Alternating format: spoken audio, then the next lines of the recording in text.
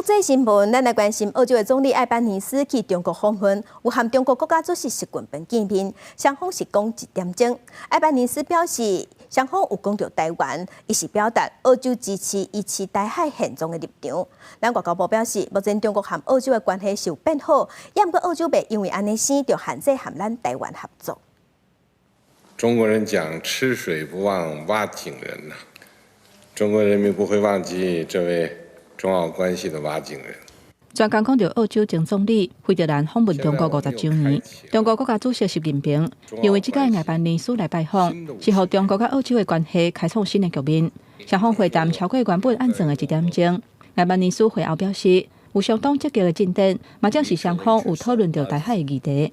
We discussed regional stability, and we discussed the need for example, on Taiwan, I reiterated Australia's support for the status quo.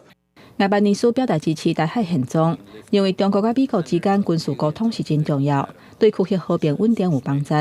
艾班尼斯初次嘛甲中国国务院总理李强见面，双方讲这是一项年度领袖会议，而且会持续举办。即嘛澳洲甲中国的关系回温，敢会冲击到台湾甲澳洲的关系？台湾与澳洲在维护台海和平稳定、反对片面改变现状的事上有共同的利益。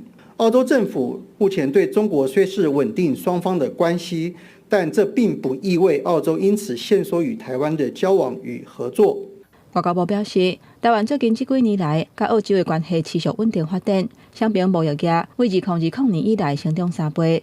台湾已经是澳洲第5大贸易同伴，嘛呼吁澳洲政府在稳定甲中国关系的时阵，嘛要注重以后甲台湾共同的利益甲价值。记者综合报道。